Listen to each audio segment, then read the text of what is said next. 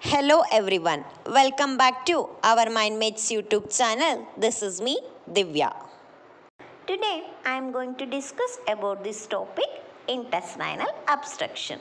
Intestinal obstruction is a partial or complete blockage of the bowel that result in the failure of the intestinal contents to pass through. Mainly in the intestinal region, any obstruction it is there, whether it may be partial obstruction, whether it may be complete obstruction. Because of that obstruction in the intestinal part, any blockage it is there. Somewhere in that part any blockage it is there means obviously what it is going to give the result? Failure it is going to happen. Failure means whatever all the food we are taking, like gaseous material we are taking, whatever all the liquid we are taking, that it can't able to pass from the intestine, means one part to the another part, from the small intestine to the large intestine. There some failure we are going to see in the passing of the intestinal contents. For that we are going to call it as this one, intestinal obstruction. Next, etiological factors are the causes of the intestinal obstruction. Why blockage it is there? Why obstruction it is there? What are all the causes of that one? In that, first is Crohn's disease. What is this Crohn's disease? The person they are having this history of the Crohn's disease also, they are having more chances to get this one, intestinal obstruction.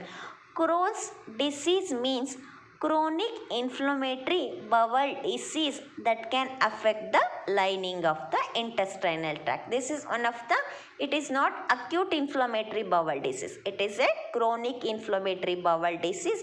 When we are going to get disease condition on that time, that bowel part it is going to affect. Chronic or the severe inflammation we are going to see in the bowel part. Then chronic or the severe inflammation it is there in the bowel region, means the lining of the intestinal tract it is going to affect by the chronic inflammatory bowel disease. Next cause will be cancer within the abdomen. In the abdominal region or in the abdominal cavity, any cancer is there, means because of the abnormal growth of the cancerous cells also, or the tissues, we are having more chances to get this one, intestinal obstruction. And next, twisting of the intestine. In the intestinal region, any twisting is there, blood clot it is there, proper blood circulation it is not taking from one part to the another part, there we are having more chances to get this one,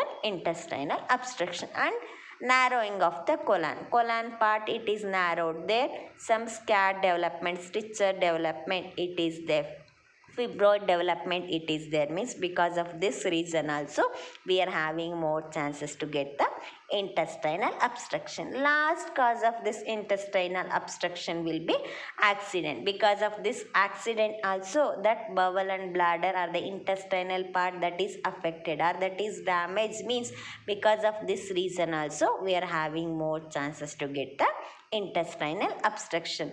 There are causes, so many causes is there, in that you already got some idea. Crohn's disease, cancer within the abdomen, twisting of the intestine, narrowing of the colon, and accident. These are all the main etiological factors and the causes of the intestinal obstruction.